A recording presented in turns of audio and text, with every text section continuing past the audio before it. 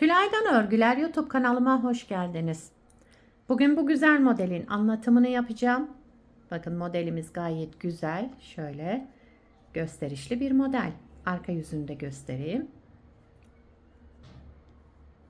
Modelde ilmek sayımız şöyle 10 ve 10'un katları artı 4 ekleyeceğiz. Her model 10 ilmekten oluşuyor.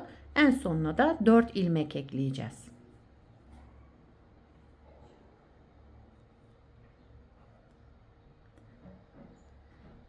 Dilerseniz yapım aşamalarına geçelim.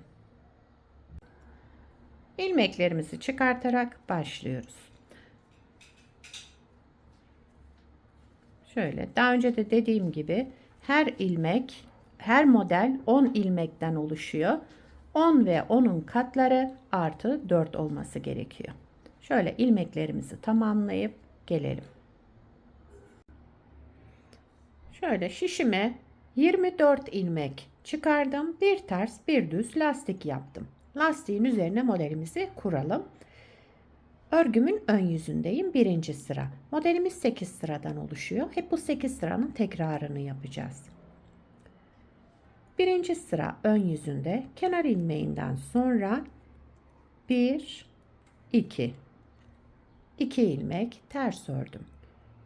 3 ilmek düz. Şöyle 3 ilmek düz ördüm.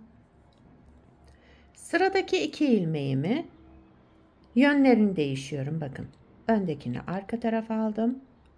İkinci yani ilmeğimi de şişimin önüne getirdim. Birini sağa çevirdim, birini sola çevirmiş oldum. Tekrar bunları düz örüyorum. 2 ilmek düz ördüm. Daha sonra burada 3 ilmek düz, 10 ilmekle modelimizi, yani burası bir model, 10 ilmekten oluşan. Arada 2 ters ilmeğimiz var. Yine ters ördüm burada. 2 ters ilmek. Daha sonra 3 düz ilmek. Sıradaki 2 ilmeğimi birini sağa birini sola alacağım. Bakın birinciyi arka taraftan, ikinciyi de ön taraftan aldım. Tekrar sol şişime taktım ve bunları düz ördüm. Devamında 3 ilmek düz. Sıra sonunda 2 ters ilmek. Kenar ilmeğimi de düz ördüm. Sıramı tamamladım. İkinci sıra arka yüzündeyim. Düzleri düz, tersleri ters örüyoruz. Bu modelde arka yüzünde. Bakın 2 düzüm vardı, düz ördüm. Daha sonra 8 ters. Düzleri düz, tersleri ters örerek sıra sonuna kadar devam ediyoruz.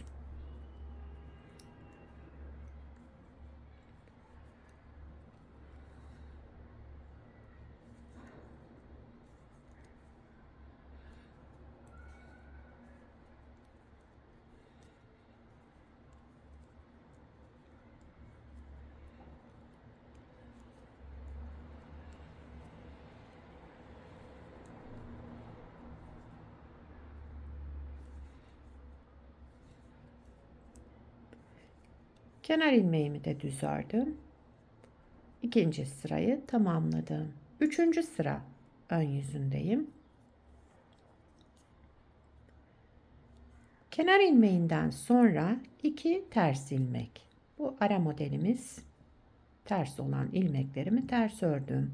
Burada 8 ilmek düzümüz var. Bakın şimdi 2 düz örüyorum. Baştan 2 düz. Daha sonraki 2 ilmeğimi yine yönlerini değiştireceğim. Birinci ilmeğimi arka taraftan, ikinci ilmeğimi ön taraftan aldım ve tekrar sol şişime taktım ve bunları düz ördüm. Sıradaki diğer 2 ilmeğimin de yerlerini değiştiriyorum. Birinciyi ön taraftan aldım sol şişime, ikinciyi de arka taraftan getirdim. Tekrar sol şişime taktım ve 2 ilmek daha düz ördüm bunları. Kalan 2 düzümü de yine düz olarak ördüm. 8 düz ilmeğimi bu şekilde yaptım. Arada 2 ters ilmek. 8 düz ilmeğe gelince 2 düz ördüm. Diğer iki düzün yerini değiştiriyorum. Bakın öndekini arkaya, arkadaki yani ikinci ilmeğimi de öne getirdim ve düz ördüm bunları. Diğer ikisini de yer değiştiriyorum. Birinci ilmeğimi önden aldım, ikinci ilmeğimi arka taraftan aldım. Tekrar sol şişime taktım ve düz ördüm.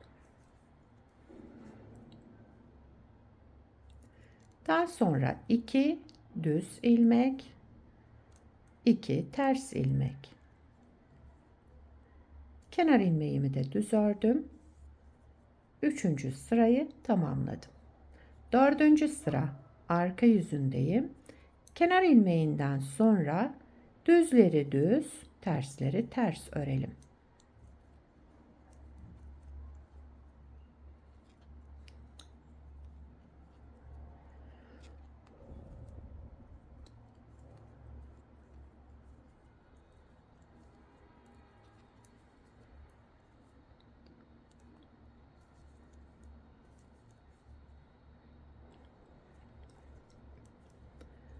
Dördüncü sıramızı da ilmekleri olduğu gibi örerek sıra sonuna kadar devam ediyoruz.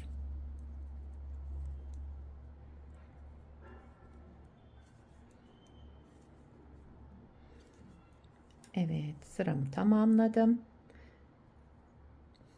Beşinci sıra ön yüzündeyim. Kenar ilmeğinden sonra 2 ters ilmek, yani terslerimi yine ters ördüm. 8 düze gelince şimdi bir tane düz örüyoruz burada. Bakın şu sağa doğru çevirdiğim ilmek, sıradaki ilmekle onun yerlerini değiştiriyorum. Bunu sağ aldım ön taraftan şöyle ve düz örüyorum bu iki ilmeğimi. Arada 2 düz ilmek ördüm. Şimdi sola doğru çevirdiğim ilmeğe geldim. Bir sonrakiyle yerlerini değiştirdim. Bu ilmeğimi sola doğru çevirmiş oldum. Diğerini öne aldım. Arka taraftan ve ikisini bir düz ördüm. Daha sonra bir düz. Bu 8 ilmeği tamamladık. 2 ters ilmek. Bir düz. Şimdi sıradaki 2 ilmeğimi yerlerini değiştirerek şu ilmeğimi sağa doğru çevirmiş oldum. Daha sonra bu ikisinin düz ördüm. Arada 2 düz ilmek ördüm. Şimdi bu iki ilmeğimin yerlerini değiştirerek bu öndeki ilmeği sola doğru aldım.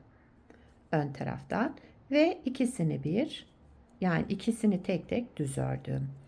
Bir düz ilmek, 2 ters ilmek. Daha sonra kenar ilmeğimi de düz ördüm. 5. sıramı tamamladım. 6. sıra arka yüzündeyim. Kenar ilmeğinden sonra ilmeklerimi yine olduğu gibi düzleri düz, tersleri ters örerek devam ediyoruz.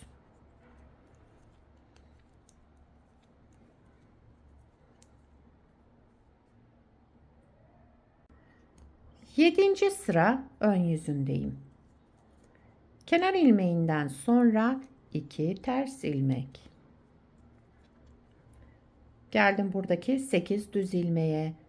Bakın bu sağa doğru çevirdiğim ilmeği bir öncekiyle yine yerlerini değiştirdim. Bu ilmeğimi ön taraftan şişimin önüne getirdim, taktım, diğerini arka taraftan ve ikisini düz ördüm. Burada düz ilmeğim bitti. Devamında 4 düz ilmek, ortada yani 4 düz ilmek ördüm. Daha sonra şu çevirdiğim ilmeğe geldim sola doğru. İkisini aldım. Bu çevirdiğim ilmeği ön taraftan, diğerini de arka taraftan alarak tekrar sol şişime taktım ve düz olarak ördüm bunları. İlmeklerimi bakın sonuna kadar yürütmüş oldum. Daha sonra arada 2 ters ilmek. Sıradaki 2 ilmeğimin yerlerini değiştiriyorum şu şekilde. Şu sola doğru, sağa doğru çevirmiş oldum ve düz ördüm ikisini de. 4 düz ilmek ördüm arada. Son 2 düze gelince birinci ilmeğimi sola doğru alıyorum. Diğerini sağ arka taraftan alarak tekrar sol şişime taktım ve bunları düz ördüm. Daha sonra 2 ters ilmek ördüm. Kenar ilmeğimi düz ördüm. 7. sıramızı tamamladık. 8. sıra arka yüzündeyim. Kenar ilmeğinden sonra düzlerimi düz, terslerimizi ters örerek devam ediyoruz. Burada biraz hızlı öreceğim. Farklı bir işlem yapmadığım için şöyle düzleri düz, tersleri ters örüyoruz. Bu modelde arka yüzünde hep bu şekilde. Model oldukça kolay. Sadece o 2 ilmeği birini sağa çevirdik, birini sola ve yürüttük, yani ön taraftan. Öyle bir V şekli verdik. Üst üste gelince kalp görüntüsü oluyor modelde. Gayet güzel ve gösterişli oluyor. Evet, 8. sıramı da tamamladım. Modeli bir kez kurmuş olduk. Model böyle devam ediyor arkadaşlar. Şöyle diğer parçayı da göstereyim. Evet. Gördüğünüz gibi gayet güzel. Şöyle ilerlemiş hali de.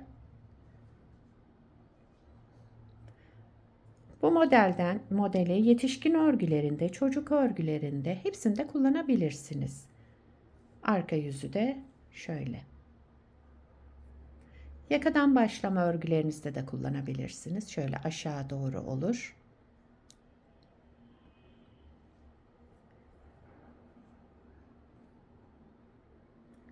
Evet. Beni buraya kadar izlediyseniz bir beğeni yapmayı, yorum yapmayı, beni desteklemeyi unutmayın. Şimdiden hepinize teşekkürler. Bir sonraki videoda görüşmek üzere. Hoşça kalın.